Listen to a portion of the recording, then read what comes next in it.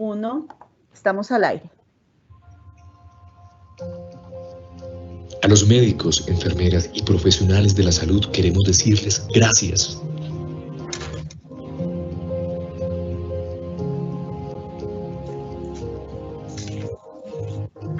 En Bayer sabemos que es hora de protegernos, porque la protección salva vidas. En Bayer estamos comprometidos con la protección que necesitan sus pacientes con fibrilación auricular no valvular y múltiples comorbilidades. Por eso nuestra misión, y por supuesto la suya, es evitarle eventos vasculares a estos pacientes.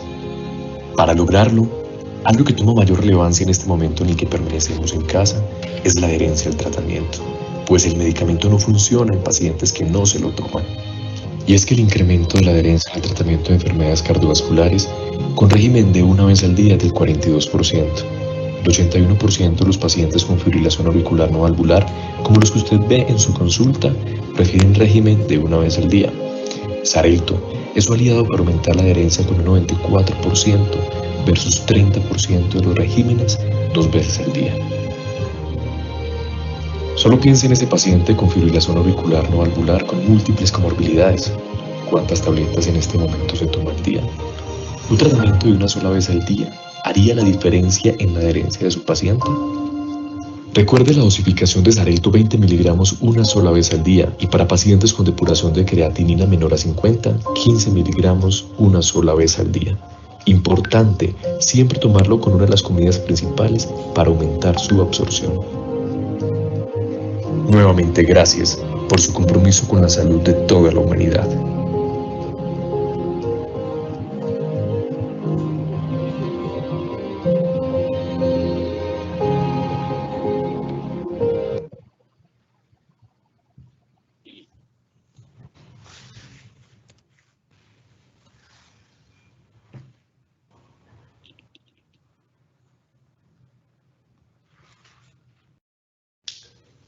Buenas tardes a todos. Muchas gracias por acompañarnos en la sesión de hoy titulada Manejo Integral del Paciente con Hipertensión Pulmonar Tromboembólica Crónica.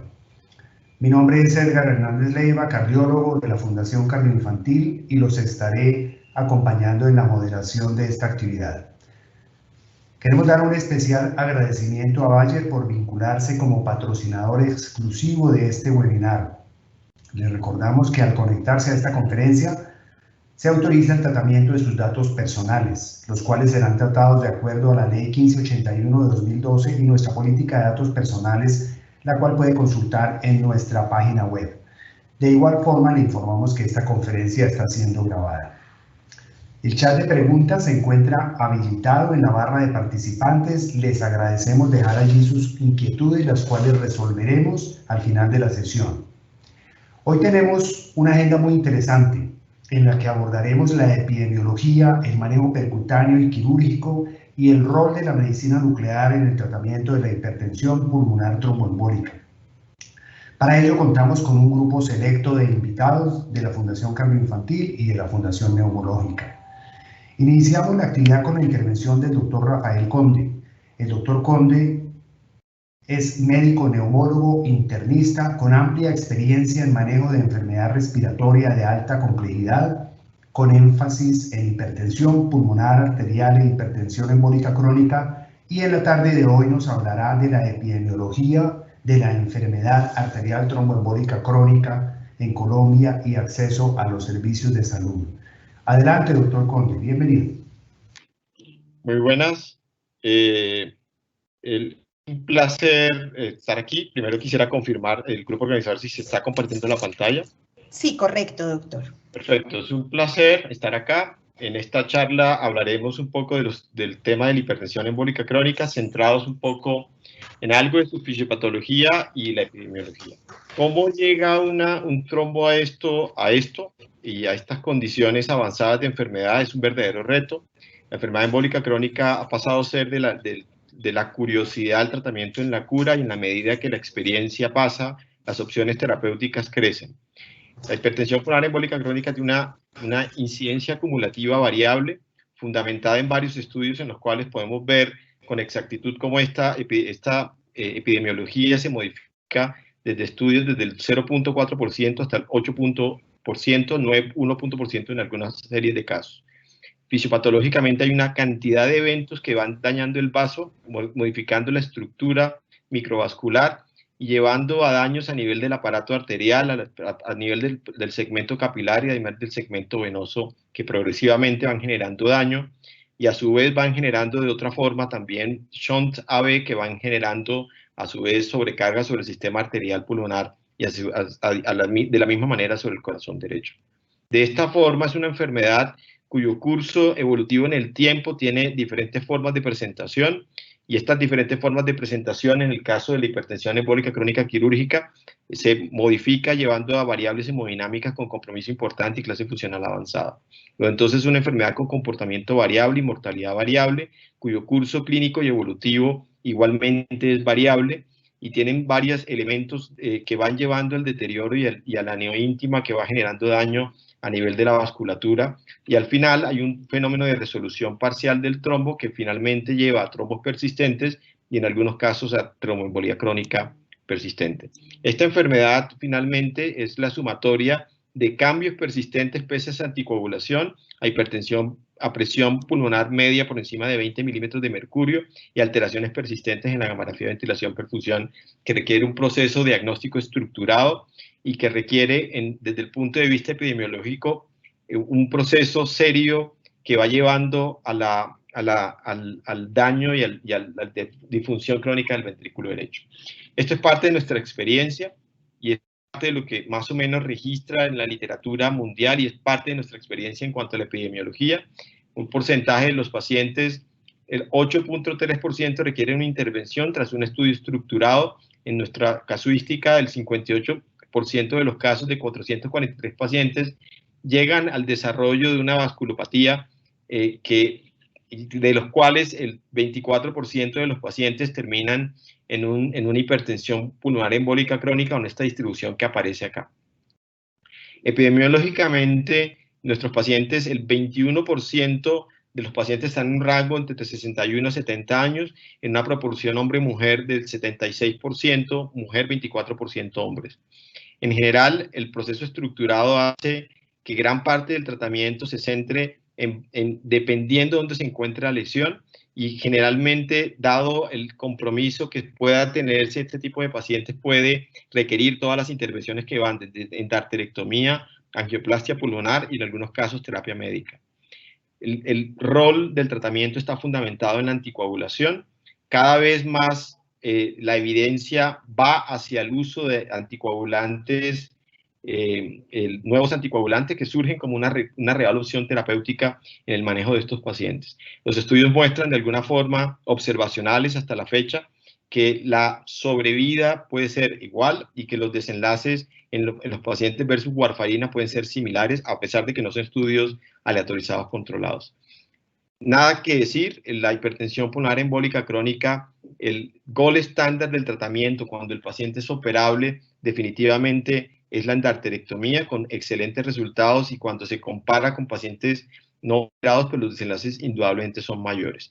Pero gran parte del objetivo terapéutico se centra en opciones terapéuticas target, en las cuales el objetivo es mejorar la caminata de 6 minutos, mejorar la clase funcional, disminuir el BNP y mejorar la resistencia vascular pulmonar. Los estudios muestran en forma contradictoria el impacto económico, pero sin embargo, la mejoría de los pacientes desde el punto de vista clínico es evidente cuando se usan todas las opciones. Hay varias opciones terapéuticas. El macitentan es una opción, el riociguat que ya mencioné, el treprostinil en los casos avanzados, y cada vez se migra hacia usar todas las opciones terapéuticas disponibles, como en este estudio en el cual la angioplastia comenzó a mostrar un impacto hemodinámico clínico sustancial, pero a medida que el tiempo pasa se van mezclando las opciones terapéuticas para tratar de obtener aquellos resultados que deseamos en los pacientes. Por eso se mezcla de terapia farmacológica con angioplastia pulmonar, o en algunos casos se mezcla también endarterectomía con angioplastia pulmonar en la búsqueda de objetivos puntuales. Al final, lo que vamos a terminar encontrando en el manejo de estos pacientes de alguna forma es la sumatoria de opciones terapéuticas que van a permitir mejorar los desenlaces en el tiempo, y cada vez más nos acercamos a los desenlaces de bajo riesgo que es lo que deseamos, y estos desenlaces de bajo riesgo son medias por debajo de 30 y resistencia vascular pulmonar por debajo de 400 unidades Wood, 400 dinas sobre centímetro cuadrado. Al final, la búsqueda de bajo riesgo es el objetivo final, que deseamos que todos nuestros pacientes estén en la parte alta de la curva, para lo cual es necesario de alguna forma aunar esfuerzos y trabajar en un equipo multidisciplinario.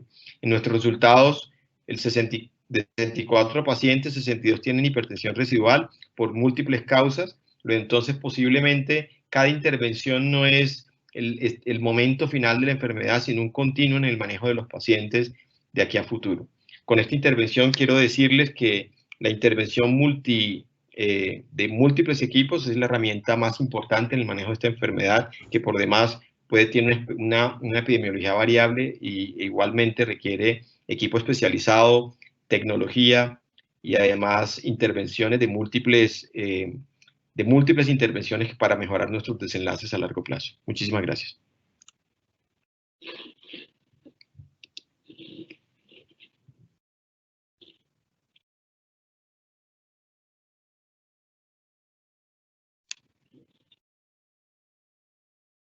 ¿Sí? Doctor Hernández, adelante. Disculpe, estoy teniendo problemas con el audio. Doctor, ¿nos escucha? Sí, estoy en este momento oyéndolos. Listo, doctor. Damos paso, por favor, al doctor del Portillo. Gracias. Continuamos. Muchas gracias, doctor Conde, por su presentación.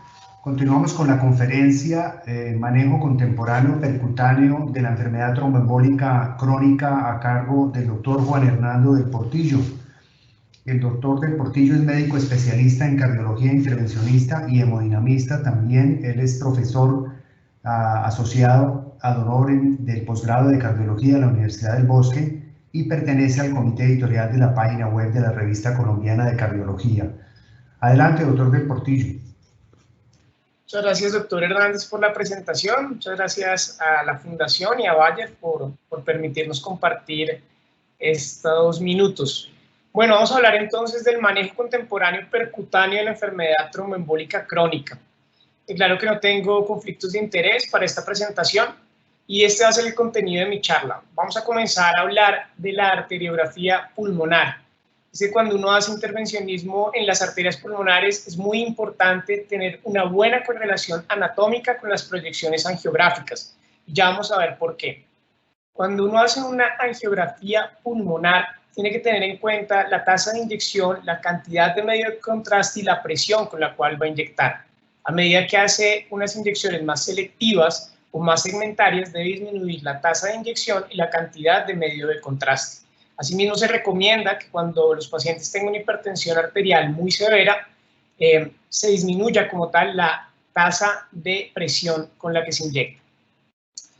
Comencemos con la arteria pulmonar derecha. Hay que recordar siempre que estas arteriografías pulmonares se deben hacer bajo sustracción digital y la grabación debe hacerse en más o menos 7.5 a 10 cuadros por segundo. Es que cuando hacemos la arteriografía pulmonar de la arteria pulmonar derecha, cuando nos fijamos en el lóbulo superior, para tener una adecuada separación de los segmentos, hacemos una proyección ipsilateral. Eso nos permite una adecuada separación de estos segmentos, incluida la arteria lateral del lóbulo medio. Cuando vamos hacia el lóbulo inferior de la arteria pulmonar derecha, se hace una proyección contralateral donde nos permite una adecuada separación de estos segmentos pulmonares, incluida la arteria medial del lóbulo medio. Cuando hablamos de la arteria pulmonar izquierda, entonces para ubicarnos en el lóbulo superior, hacemos una proyección también ipsilateral que nos permite una adecuada separación de estos segmentos, y cuando vamos hacia el lóbulo inferior, hacemos una proyección contralateral que nos permite la separación adecuada de los segmentos pulmonares del lóbulo inferior, incluidas las dos ramas de la língula. Hay que aclarar que esto no es una camisa de fuerza y se pueden hacer diferentes proyecciones para ubicar muy bien las lesiones. ¿Y por qué es tan importante esto? Porque hacer unas buenas proyecciones nos permite identificar de manera clara el tipo de lesión. Existen diferentes tipos de lesiones: lesiones en anillo, lesiones en red, oclusiones subtotales, oclusión total, lesión tortuosa, lesiones tortuosas, y a medida que es más compleja la lesión, pues menor tasa de éxito vamos a tener y mayor tasa de complicaciones. ¿Estoy yendo bien? Confirmar. Sí, doctor, muy bien. Muy bien. Bueno, muy bien. Muy bien. Entonces, bueno, en esta parte, entonces, la segunda parte es que ustedes siempre van a tener una buena correlación del atlas anatómico con la parte de la angiografía para correlacionarlo de manera adecuada con la gamografía, ventilación, perfusión.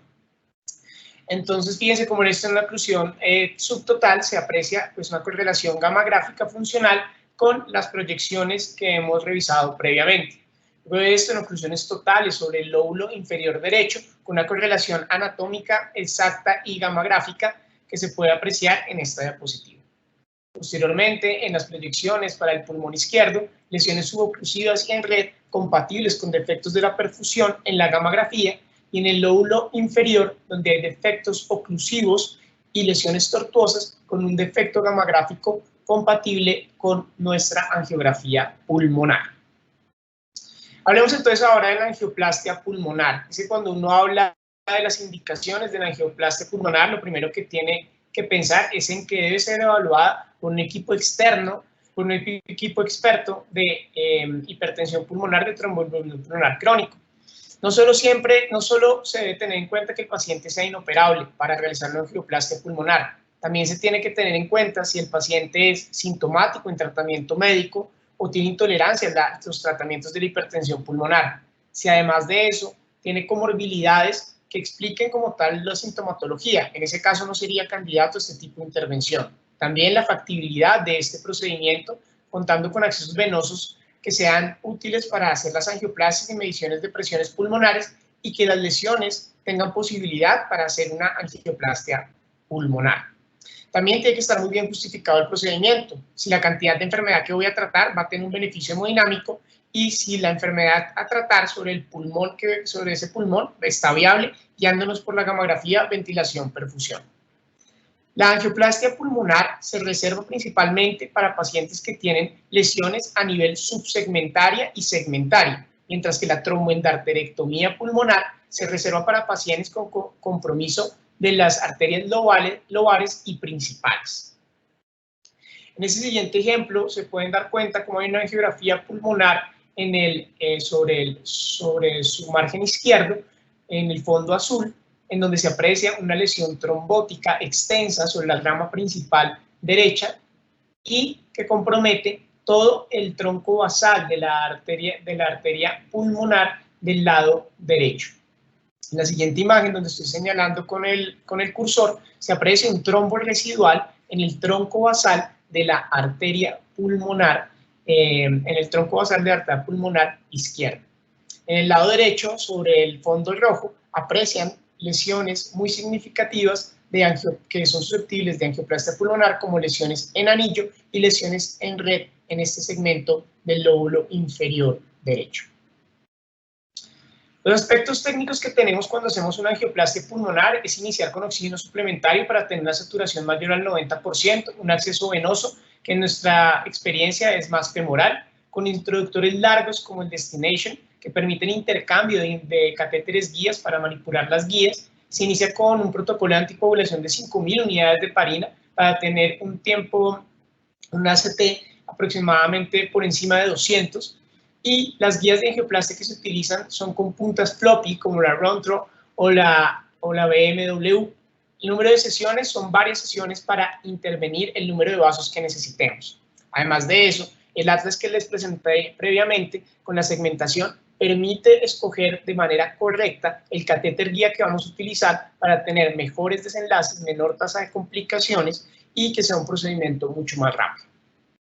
Este es un ejemplo de una angioplastia pulmonar en una primera sesión. Casi siempre utilizamos balones pequeños para iniciar este tipo de angioplastias y se utiliza en esta proyección, en esta angioplastia, un catéter guía derecho donde se aprecia una lesión en anillo sobre la arteria media del lóbulo inferior, se hace una angioplastia con balón y miren cómo mejora como tal el flujo y el diámetro de la arteria. Posteriormente pasamos hacia las ramas del lóbulo medio del lado derecho y realizamos tantas sesiones o tantos segmentos como sea posible para intentar mejorar el pronóstico de nuestro paciente.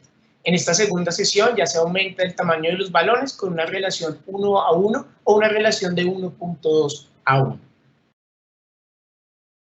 En la geografía de control de este paciente se aprecia como una mejoría significativa de las lesiones previamente nombradas en anillo o en red sobre los segmentos inferiores y sobre también los segmentos del lóbulo superior derecho, con una reducción significativa de la presión arterial pulmonar media de 49 a 27. Y es que, ¿qué buscamos hacer con la angioplastia pulmonar con balón? Intentamos expandir o aumentar la luz del vaso. En esta tinción de hematoxilina y eosina se ve un gran lumen y aprecian pequeños canales con trombos residuales. Al generar la angioplastia en esta tinción de tejido elástico, se aprecia una disección sobre la media con una formación de neoíntima. Esta formación de neoíntima va a controlar esa disección, pero además de eso va a generar una compresión de esos microcanales permitiendo la apertura del vaso. Hay herramientas adicionales para utilizar esta técnica de angioplastia pulmonar. Se ha utilizado el IBUS, se ha utilizado el OCT y se han utilizado el flujo de reserva fraccional. Sin embargo, estas técnicas adicionales también tienen desventajas, como aumento en el costo, aumento del tiempo, aumento de esfuerzo y el aumento significativo del riesgo de complicaciones. ¿Qué buscamos entonces o qué resultados tenemos? Disminución de las resistencias vasculares pulmonares en seguimientos a corto, mediano y largo plazo, así como una reducción significativa de las presiones arteriales pulmonares medias, sin que haya compromiso o haya disminución del gasto cardíaco o los índices cardíacos.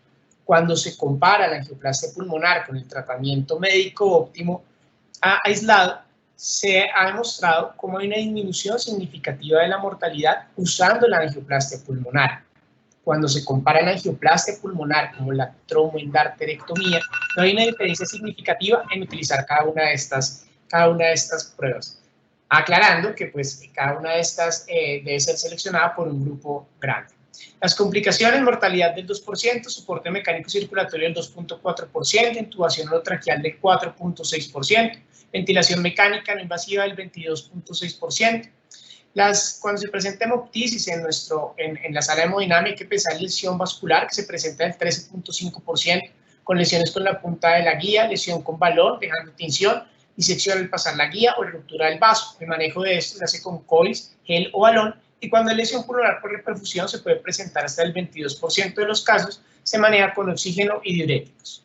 En cuanto a nuestros resultados, hemos hecho un total de 11 pacientes, la mayoría de estas mujeres, con una media de edad de 54.7 años, con una reducción de la presión arterial sistólica del 22%, una reducción de la presión arterial pulmonar diastólica del 48% y de la media en un 28%. El número de segmentos tratados ha sido un total de 86, con una tasa de éxito del procedimiento del 91%, con segmentos por paciente entre 7.1 más o menos 5.7, sesión por paciente 1.5 más o menos 2.3, con complicaciones como lesión vascular en un paciente y lesión pulmonar por reperfusión en un paciente, una de las cuales derivó en la muerte de uno de estos pacientes. Esto fue la presentación, muchas gracias y quedo atento posteriormente a preguntas. Muchas gracias, doctor Del Portillo. Me complace ahora presentar al doctor Albert Franz Guerrero, quien nos hablará del manejo contemporáneo quirúrgico de la enfermedad tromboembólica crónica. El doctor Guerrero es cirujano cardiovascular y cirujano cardiovascular pediátrico de la Universidad del Rosario y hace parte del equipo de cardiopatías congénitas de la Fundación Cardioinfantil. Doctor Guerrero, adelante, por favor. Buenas noches, doctor Hernández. Muchas gracias por la presentación. Muchas gracias a la Fundación Cardioinfantil y a Bayer por la invitación. ¿Me están escuchando? Sí. Sí, doctor. Perfectamente. Perfecto. No hay conflictos de interés en esta presentación. Bueno, para continuar con el módulo de hipertensión pulmonar crónica tromboembólica, me correspondió hablar sobre la tromboendarterectomía pulmonar en la enfermedad embólica crónica. Recordar que más o menos el 90 al 95% de los pacientes que hacen un tromboembolismo pulmonar Este 90-95% resuelven y son pacientes que quedan prácticamente normales, pero hay un porcentaje que oscila mucho entre muchas poblaciones. Este es un metaanálisis que se publicó en el 2019, comparando los grupos de Italia, que es un 8.3% y 8.8%, en España 9.1%, Estados Unidos 4% y Japón del 10.2% de incidencia de hipertensión pulmonar crónica tromboembólica. Los factores de riesgo asociados a esto son que al momento de la presentación haga hipertensión, que sea un trombo vascular, un equipo de neumología y un equipo de hemodinámica. Una vez se hace el estudio, consideramos y evaluamos si el paciente es técnicamente operable o técnicamente inoperable. Si el paciente es técnicamente operable, evaluamos el radio de riesgo-beneficio. Entonces evaluamos la función ventricular, evaluamos las comorbilidades que tenga el paciente y de esa manera definimos si es aceptable. Si es aceptable, consideramos y lo llevamos a cirugía de tromboendarterectomía pulmonar. Si el riesgo es inaceptable, pues lo sometemos a otro tipo de terapia, que son las otras dos herramientas que tenemos, que es la terapia de manejo médico y la angioplastia con balón. Si el paciente es técnicamente inoperable, buscamos la segunda opinión de otro grupo. Si el otro grupo está de acuerdo que es inoperable, entonces miramos si se beneficia de manejo médico o de terapia con angioplastia. Los pacientes que llevamos ya sea endarterectomía pulmonar o angioplastia y quedan con hipertensión pulmonar sintomático residual, mezclamos los manejos y miramos si se beneficia o no de otro tipo de manejo y si definitivamente no hay otra alternativa, pensamos en trasplante pulmonar como otra opción. Una vez decidimos llevarlo a cirugía, el manejo perioperatorio antes de entrar a salas hay que cogerles unas líneas femorales y una línea arterial braquial, porque estos pacientes van a ser sometidos a un arresto circulatorio a una temperatura de 20 grados centígrados. Entonces, generalmente a la salida de circulación extracorpórea van a haber gradientes entre las líneas braquiales y femorales. Entonces, siempre tiene que haber línea braquial y femoral. Les colocamos manta térmica en la cabeza y manta térmica en el cuerpo y hacemos un monitoreo con MIRS, BIS, líneas para la arteria pulmonar, y eco transesofágico y catéter central, todo el monitoreo invasivo. Aquí les traigo un caso para hacer como una descripción de más o menos qué es lo que hacemos nosotros. Es una paciente de 45 años con una hipertensión pulmonar crónica tromboembólica. Hicimos una gamografía que evidencia efectos perfusorios en el lóbulo inferior derecho y en el lóbulo superior derecho y en el lóbulo inferior izquierdo. Un ecocardiograma que muestra una insuficiencia tricuspidia leve y una dilatación leve de las cavidades derechas. Generalmente estos pacientes muestran disfunción del ventrículo derecho severo, insuficiencias tricuspidias funcionales. Le hicimos el cateterismo. La arteriografía mostraba una presión de arteria pulmonar media de 50, unos defectos perfusorios en el lóbulo inferior izquierdo y en la língula, y en el lóbulo inferior derecho también defectos perfusorios. Se hacen varias proyecciones para poder evaluar todas las ramas pulmonares, como ya la descubrió el doctor del Portillo. Evaluamos las resistencias vasculares pulmonares. En esta podemos ver que hay una amputación total del lóbulo superior izquierdo. Esta paciente tenía una trombosis venosa profunda. Todos los pacientes que hacen trombosis venosa les ponemos un filtro de vena cava como mostró el video. Una vez consideramos que es llevado a cirugía, está todo el monitoreo, hacemos una canulación por una línea, con una cánula aórtica y una canulación cruzada con unas cánulas rectas número 28, tanto para la cava superior como la inferior. Colocamos un ven a través de la arteria pulmonar y un ven a través de la vena pulmonar superior derecha. Una vez llegamos a la temperatura de 20 grados, pinzamos el corazón, le damos cardioplegia, arrestamos el corazón y hacemos una apertura, como lo muestra el video, de la arteria pulmonar derecha entre la cava superior y la aorta, una incisión lo más distal que podamos al pericardio para poder abordar de una mejor manera el endotelio. Una vez abrimos la arteria pulmonar, hacemos la disección del endotelio, como muestra el video y como muestra la gráfica, y lo que buscamos es empezar de manera proximal para terminar de manera distal con la pieza quirúrgica. Se hace el cierre de la arteria pulmonar derecha y posteriormente pasamos al lado izquierdo. Colocamos una especie de hamaca sobre el corazón, como muestra la gráfica, y hacemos una incisión, y como muestra el video. Y traccionar el corazón exponemos la arteria pulmonar izquierda. Se hace la arteriotomía de la arteria pulmonar izquierda y se repite el mismo procedimiento. Empezamos a la dilatación del endotelio y nos vamos a nivel distal para poder extraer la mayor cantidad de tejido fibrótico que podamos. Lo más importante no solamente es sacar lo proximal, sino lo distal. Eso es lo que realmente va a hacer una disminución de las presiones pulmonares. Una vez terminado, se hace el cierre de la arteriotomía y lo que buscamos es obtener estos trombos proximales, una enfermedad tipo 1, tipo 2, y estos son lesiones segmentarias y subsegmentarias, que es lo que hace que se disminuya, ¿verdad?, la presión pulmonar. En este caso,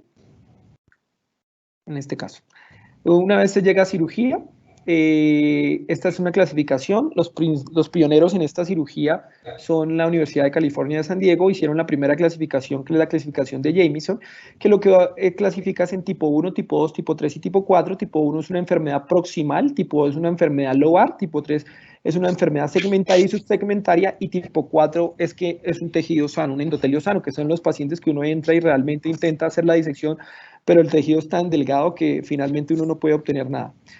Hay una clasificación actualizada desde el 2017, que es la que es la clasificación de la Universidad de California de San Diego, que lo dividió fue en niveles, siendo el nivel 0, el antiguo tipo 0, que no era enfermedad, el nivel 1 es una enfermedad proximal, nivel 2 es lobar, nivel 3 es segmentaria y nivel 4 subsegmentaria, que es el mayor reto quirúrgico para nosotros.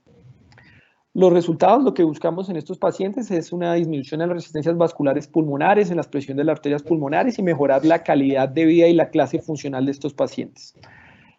Estos pacientes en el posoperatorio se dividen, en el pre y en el posoperatorio se dividen prácticamente en 4 grupos: los pacientes con resistencias vasculares menores a 400, de 400 a 800, de 800 a 1200 y mayores a 1200, siendo los de mayor tasa de mortalidad, tanto intrahospitalaria como 1 año, los de mayores a 1200, pero los de mejor mejoría en su calidad de vida. La mortalidad va desde el 0% menores a 400 a incluso hasta el 13% de los mayores a 1200, que son el reto para el manejo tanto del equipo quirúrgico como en el equipo de cuidado intensivo. El temor es que se presente hipertensión pulmonar después de la cirugía. Más o menos un 30% de los pacientes presentan este tipo de hipertensión, que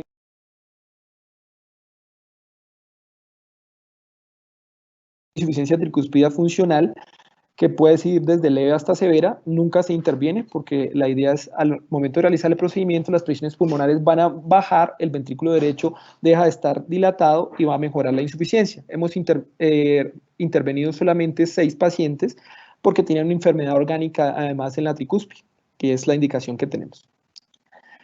De estos 70 pacientes, el promedio de arresto de nuestros pacientes es 43 minutos y el promedio de pinza 117 minutos.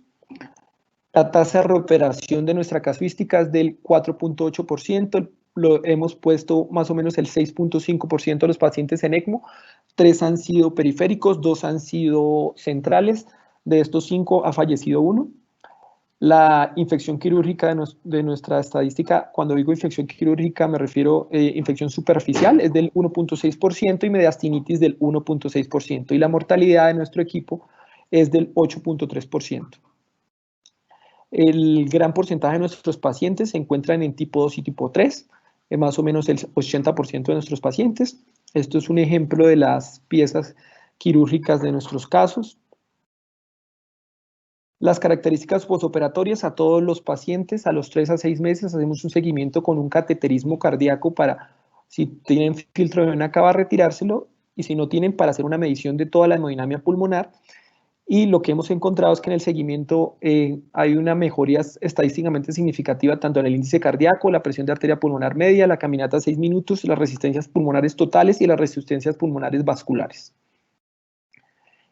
El 86% de nuestros pacientes previo a la cirugía están en clase funcional 3 y 4 y el 93% de nuestros pacientes en el posoperatorio se encuentran en clase funcional 1 y 2.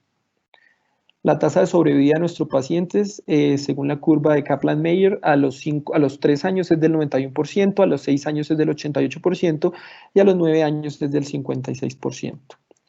Como conclusión, la hipertensión pulmonar crónica tromboembólica debe ser diagnosticada y manejada en centros expertos con manejo multimodal. La tromboendarterectomía pulmonar mejora la hemodinamia, la capacidad funcional física y la expectativa de vida de los pacientes y es el gold estándar del tratamiento para esta patología. Y los pacientes con enfermedad distal inaccesible quirúrgicamente o con hipertensión pulmonar residual posoperatoria se benefician del manejo médico y angioplasia con balón, y se debe hacer siempre un manejo desde los 3 puntos. Muchas gracias. Muchas gracias, doctor Herrero, por su interesante presentación. Recuerden que a través del chat de participantes pueden dejar sus preguntas, las cuales resolveremos al final de la sesión. Para finalizar las presentaciones del día de hoy, es un gusto presentar al doctor Víctor Marín, especialista en medicina nuclear y tomografía por emisión de positrones. El doctor es miembro y coordinador del grupo de investigación en medicina nuclear de la Fundación Cardioinfantil y actualmente es profesor asistente de pregrado y posgrado de medicina nuclear en la Universidad del Rosario. El doctor Marín abordará el rol de la medicina nuclear en el diagnóstico y estratificación de la enfermedad. Tiene la palabra, doctor Marín, adelante.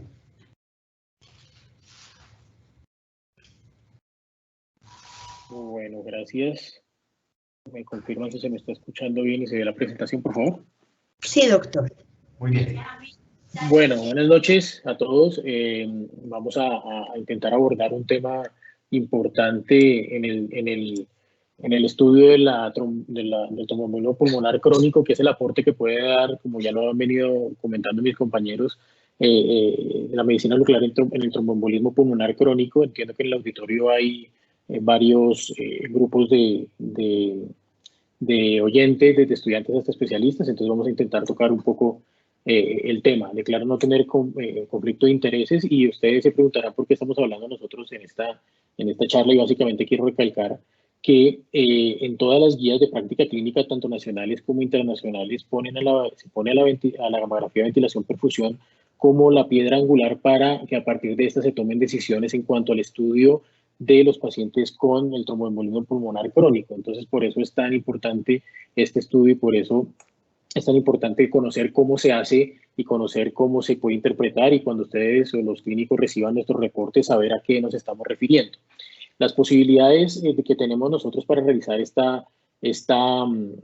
estudio son los estudios de perfusión pulmonar, los estudios de perfusión y de ventilación pulmonar, o los estudios de perfusión pulmonar con imágenes de SPECT-CT, que ya las vamos a ver, que es lo último que hemos venido haciendo debido al tema de pandemia. En cuanto a la perfusión pulmonar, nosotros lo que hacemos, ustedes saben, es inyectar un medio radioactivo, por decirlo de alguna forma, que nos va a intentar dibujar todo el parénquima pulmonar bilateral en cuanto a su perfusión. Es un estudio relativamente sencillo y que lo hacemos frecuentemente, y que si tenemos un estudio de perfusión absolutamente normal, como ustedes ven acá, es posible que en algunos casos podamos terminar el estudio allí. Y si no, en algunas ocasiones, o en la gran mayoría de las ocasiones en nuestros pacientes, debemos continuar a un siguiente paso, que es hacer un estudio de ventilación asociado al estudio de perfusión, básicamente para tratar de identificar aquellos defectos de perfusión en los que haya o exista o no exista una adecuada ventilación, para hacer una correlación de esos defectos y para ver si esos defectos son de verdad de tipo vascular o si son defectos que se deben a otro tipo de patologías, como lo vamos a ver más adelante.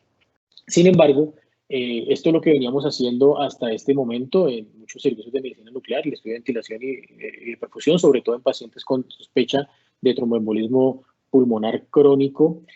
Pero debido al tema de pandemia, ustedes saben que debimos suspender en todos los servicios a nivel nacional y a nivel internacional la parte de la ventilación del estudio de ventilación-perfusión, porque es un estudio generador de aerosoles. Entonces, ¿qué podemos nosotros, qué se perdería en el estudio sin el estudio de ventilación en estos casos? Se podría perder algo de especificidad del estudio y comenzar a hacer algún tipo de sobrediagnóstico de tromboembolismo pulmonar, solamente teniendo el estudio de perfusión pulmonar. Entonces, ¿qué es lo que estamos intentando hacer en la gran mayoría de los servicios de medicina nuclear y en el servicio nuestro, con un gran esfuerzo técnico, con un gran esfuerzo de nuestro personal técnico? Es complementar estudios con imágenes tomográficas de la parte de ventilación con el estudio anatómico de un CT que tenemos incorporado en las dos gamacámaras que tenemos nosotros en nuestro servicio, para hacer que el CT nos haga un mapa anatómico para ver que no existan defectos o alteraciones anatómicas que expliquen defectos de perfusión, así como lo hacía el defecto de ventilación. Llámese tumores, neumonías, fibrosis y demás. Entonces eso es lo que estamos haciendo en la actualidad. ¿Y cómo lo estamos intentando interpretar ahora, simplificando los criterios que antes ustedes conocían, dividido en probabilidades? Ahora lo estamos intentando hacer un poco más explícito y un poco menos enredado, por decirlo así. Y lo que nos vamos a encontrar es que vamos a intentar clasificar los defectos de perfusión y de ventilación en concordantes o no concordantes, o incluso los defectos de ventilación, de perfusión, perdón, con los defectos anatómicos entre concordantes y no concordantes. Los defectos concordantes, es decir, los que se vean en ambas pruebas, los vamos a poder encontrar en patologías de tipo no vascular, como todas estas que están mencionadas acá, y los defectos de tipo concordante, los que se conocen comúnmente como el mismatch, son los que vamos a intentar interpretar como T. Tanto los defectos, estos defectos no concordantes son los defectos que se ven tanto en la, que se ven en la perfusión, pero que no tienen una explicación anatómica en las imágenes de TAC. Entonces eso es lo que estamos intentando hacer o reportar con los estudios nuestros ahora. Vamos a ver algunos ejemplos. Este es un estudio totalmente normal en el que ustedes ven un estudio de perfusión con todos sus bordes pulmonares conservados y preservados sin ninguna alteración en la anatomía o en la perfusión de ninguno de los pulmones, sin ninguna alteración. Y este estudio de perfusión, a veces, digamos, uno podría optar por dejar de hacer o no avanzar más allá y dejar al paciente como un estudio absolutamente normal, sobre todo para intentar evitar la radiación innecesaria a estos pacientes con más estudios, pero en este caso le hicimos un estudio de ventilación y pues se ve que también es un estudio de ventilación normal, es un estudio que es normal y es negativo para tromboembolismo pulmonar.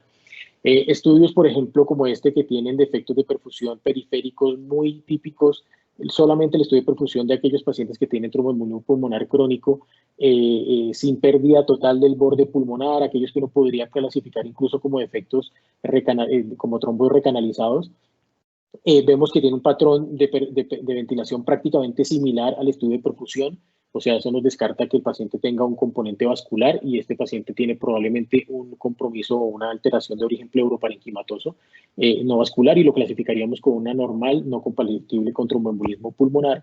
Y este que es diferente al caso que estamos viendo antes, por ejemplo, estos defectos de perfusión muy típicos que tienen ventilación preservada, como este que estamos viendo acá, como este otro que estamos viendo acá, son los estudios clásicos que clasificamos como anormales porque tienen una perfusión anormal y con una ventilación normal que son compatibles con tromboembolismo pulmonar. Ahora lo último que estamos haciendo, ya hablamos de por qué no estamos haciendo estudios de ventilación en el momento, y es el estudio de SPECT-CT de la perfusión. Entonces, este estudio, por ejemplo, ustedes ven un estudio de perfusión con algunos defectos de tipo periférico sobre esta zona y sobre el otro pulmón. Entonces, uno procedería a hacerle, en su caso, un estudio de ventilación, pero como no lo podemos hacer, estamos haciendo estudios de SPECT-CT con un rendimiento muy, muy bueno. Y lo que vemos es que esas áreas donde hay alteraciones de la perfusión están siendo perfectamente explicadas por alteraciones de origen parenquimatoso o en algunas ocasiones pleuroparenquimatoso, que nos explican esos defectos de perfusión. Por lo tanto, estos estudios son anormales, no compatibles con tromboembolismo pulmonar. Muy diferente a este estudio que vamos a ver ahora, que es, por ejemplo, este estudio en el que vemos un defecto de perfusión aquí en la base pulmonar derecha. Esto no lo deberíamos estar viendo. En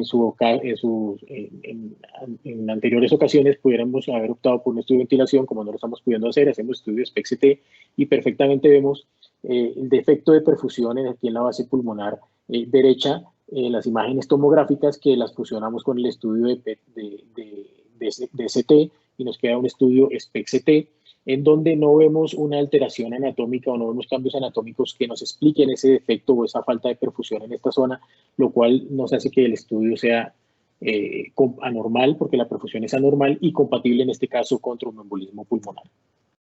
En cuanto al rendimiento diagnóstico del estudio en el TEP crónico, hay que tener en cuenta que estamos hablando de TEP crónico, no estamos hablando de TEP agudo porque los valores cambian sustancialmente. Tenemos que la gamografía de ventilación-perfusión es un estudio que tiene una alta sensibilidad y una alta especificidad para el estudio de tromboembolismo pulmonar crónico. En antiguas series ponían al angiotac con una sensibilidad muy bajita. Por eso es que, digamos que se está haciendo estudio de gamografía de ventilación-perfusión para descartar tromboembolismo pulmonar crónico. Sin embargo, estudios más recientes con las nuevas tecnologías que se utilizan tanto en la ventilación-perfusión como en el angiotac ponen altamente sensible y altamente específico a ambos estudios. Sin embargo, la sensibilidad de la gamografía de ventilación-perfusión es muy, muy alta en el estudio de TEP crónico, quiero recalcar eso, lo cual nos lleva a decir que una gamografía de ventilación-perfusión, un estudio de medicina nuclear normal les puede permitir al clínico, junto con otras variables clínicas, evidentemente descartar la presencia de una hipertensión pulmonar de origen tromboembólico crónico, y debemos saber que el rendimiento diagnóstico y los criterios en ocasiones, o las formas de interpretación, o lo que podemos ver en esos estudios de perfusión pulmonar de los pacientes de TEP crónico, son en algunas ocasiones diferentes a los que vemos en el TEP agudo. Acordémonos que los pacientes con tromboembolia pulmonar crónico pueden tener trombos recanalizados o zonas reperfundidas que se ven diferente a lo que vemos en el estudio de TEP crónico, de TEP agudo.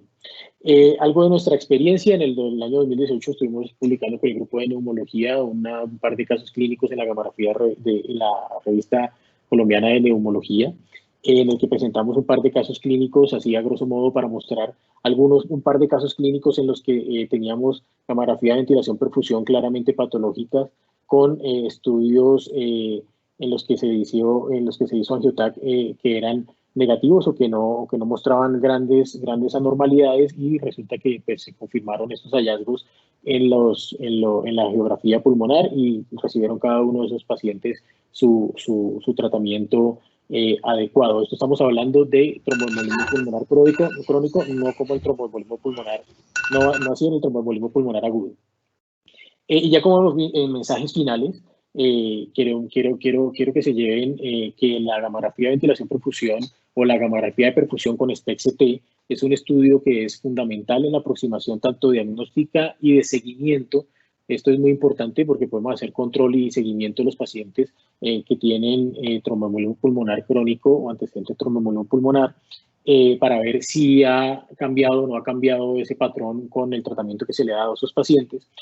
Se pueden realizar estudios de perfusión, estudios de ventilación perfusión y estudios de SPECT-CT, es decir, estudios tomográficos de perfusión fusionados con CT de perfusión, en este momento que no podemos hacer estudio de ventilación. Estamos intentando nosotros y muchos servicios de medicina nuclear simplificar un poco la parte de la lectura hacia este esquema, para intentar eliminar a todos aquellos pacientes en que nos caían en la categoría de probabilidad intermedia, que eran muchos, y que digamos que a los clínicos no les convencía mucho esta parte, porque muchos pacientes se nos iban para esa parte. Entonces estamos intentando lo posible sacar nuestros reportes de esta forma. Importantísimo recalcar que en un estudio de gamografía de perfusión, ventilación perfusión o de perfusión con SPECT-CT normal, prácticamente nos puede descartar la existencia de tromboembolismo pulmonar crónico, y esta es la gran pregunta que nos hacemos todos en el gremio de la medicina nuclear, y ahí donde hay gran controversia es si vamos o no vamos a volver a hacer ventilación. Para algunas personas, incluyéndome, el estudio de ventilación para el estudio de tromboembolismo pulmonar crónico es muy importante, pero estamos viendo que el estudio de SPECT-CT es una herramienta muy importante que no podemos o no podríamos dejar de lado en un futuro. Vamos a ver qué sucede, qué nos sigue diciendo nuestra experiencia, y a ver qué es lo que seguimos haciendo. Y eso era el mensaje que quería compartir hoy. Muchísimas gracias. Muchas gracias, doctor Marín, por su excelente intervención. Iniciamos entonces la ronda de preguntas. Vamos a recuperar algunos minutos por las fallas técnicas que desafortunadamente tuvimos, y hay algunas preguntas que me han llegado internamente a través del chat. Quisiera preguntarle al doctor Conde el papel de la medicación vasodilatadora pulmonar en el pre y en el posoperatorio de la tromboendarterectomía en estos pacientes. Por supuesto, el mensaje central es no retrasar la remisión de un paciente que necesita cirugía pues con medicación vasodilatadora, pero ¿cuál es el enfoque que usted plantearía, doctor Conde? Adelante. Digamos que ese es un tema bastante debatido.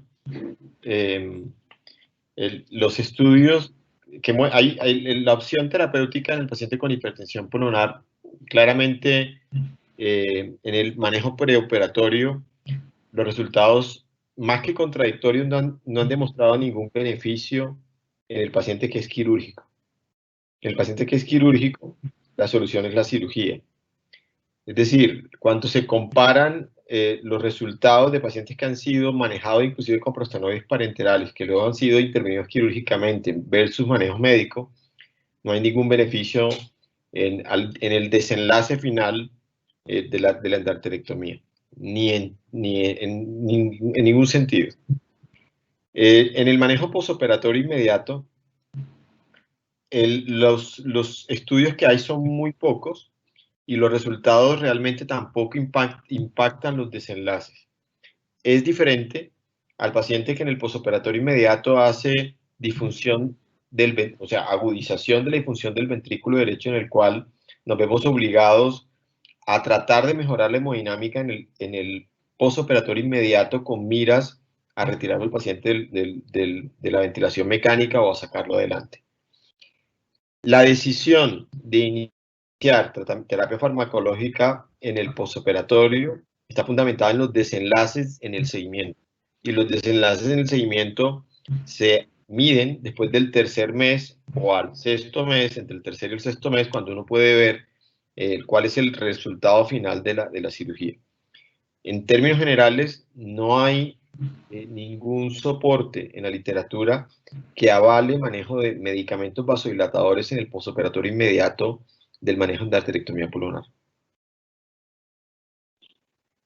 Muchas gracias, doctor Conde, muy clara su respuesta. Tengo una pregunta para el doctor del Portillo y es con respecto a la angioplastia con balón, digámoslo, de rescate en esos pacientes en el posoperatorio de tromboendarterectomía que quedan con hipertensión pulmonar de algún grado, digamos, presiones arteriales medias pulmonares de 40, 45. ¿Hay papel para la angioplastia de rescate o este es un procedimiento que debe hacerse más en una forma más selectiva o semielectiva? No sé si fue claro la pregunta, doctor del Portillo. Sí, profe, sí quedó muy clara. La respuesta es sí se puede hacer una intervención, pero no tal como rescate, sino más bien programada para mejorar las presiones pulmonares. En este caso hablamos de una intervención híbrida, si se puede llamar. En nuestra casuística de angioplastias pulmonares tenemos un caso y también tenemos un caso que intentamos hacer angioplastia pulmonar y se llevó después a endarterectomía. Entonces sí es una terapia complementaria, digamos, que se puede llegar a utilizar, porque hay veces que la tromboendarterectomía, como nombre, es más proximal y otras veces no se puede llegar a recanalizar completamente los segmentos subsegmentarios o muy distales de las arterias y es ahí donde nosotros podemos llegar a entrar, como lo dijo Albert, en el cateterismo de control, podemos llegar a obtener presiones pulmonares, que no es lo normal, pero las podemos llegar a encontrar elevadas, y ahí decidimos en conjunto con todo el equipo hacer una nueva arteriografía pulmonar, y si encontramos lesiones residuales subsegmentarias susceptibles de angioplastia con balón, se realizan con resultados buenos en la parte de la hipertensión pulmonar. No en el momento agudo, después de la tromboendarterectomía en la fase aguda no. Después de que salga de esa fase, se puede planear un procedimiento de angioplastia pulmonar, obviamente consensuado con el grupo. Muchas gracias, doctor del Portillo. Doctor Albert, una pregunta. ¿En qué casos decide hacer plastia tricuspidia y cuál ha sido más o menos la frecuencia con que ha tenido que hacer esa intervención plastia tricuspidia en el intraoperatorio de tromboendarterectomía? Bueno, realmente, como les mostraba en nuestra casuística, más o menos llevamos 70 casos. De esos 70, 6 pacientes hemos tenido que hacer plastia tricuspidia. La decisión de realizarle este procedimiento en nuestra casuística es que los pacientes muestren en el ecocardiograma intraoperatorio transesofágico algún defecto orgánico en la válvula tricúspide, no funcional sino orgánico. Porque ya sabemos que si la insuficiencia es netamente funcional, así sea severa, estos pacientes, su insuficiencia mejora con el transcurso de los días, incluso en el momento de salida de bomba, el 80% de estos pacientes salen sin insuficiencia tricúspide. Gracias, no, tenemos todavía un minuto. Quisiera pues aprovechar al doctor Marín para hacerle pues una pregunta acerca del papel la técnica de perfusión SPECT en el seguimiento posoperatorio de estos pacientes, digamos, en términos pronósticos o de tratamiento o de dirigir tratamiento, ¿habría algún papel para la técnica? Sí, digamos que en la parte de dirección de tratamiento, sobre todo primero antes de la cirugía o de la intervención, se puede hacer esto para, como nos lo mostraba el doctor del Portillo, intentar identificar hacia dónde debería irse la parte diagnóstica o para ponerle un poco más atención hacia esas regiones. Y después en la parte de y en la parte quirúrgica también. Y ustedes con el estudio de perfusión y estudio SPECT pueden tener una especie como de mapa un poco más claro hacia dónde dirigir el estudio, hacia dónde dirigir el tratamiento. Y en cuanto a la parte posoperatoria, digamos que no hay datos muy claros en este momento, pero lo que estamos viendo es que es muy factible que después de tanto la cirugía o después de un tratamiento anticoagulante pleno o en el seguimiento de los clínicos o quirúrgicos, se podría hacer una valoración, por decirlo así, pre y post o de seguimiento con la parte de la perfusión o del SPECT de perfusión para valorar si en esas zonas donde no existía perfusión adecuada antes del territorio, ahora sí existe perfusión o mejor perfusión, ya sea con la anticoagulación o con el tratamiento médico o con el tratamiento quirúrgico o con las angioplastias. Es decir, si no hay datos en este momento en la literatura que nos puedan confirmar que eso realmente es factible, pero incluso nosotros en la institución lo han hecho, se ha hecho, nos están pidiendo pacientes de ese tipo y podría ser un campo importante para abordar, pero sí es factible. Gracias, doctor Marín. Bueno, muchas gracias a nuestros conferencistas por su intervención. Gracias a todos los participantes por su asistencia y hasta una próxima oportunidad. Muchas gracias a todos, doctor Hernández. Muchas gracias. Muchas gracias.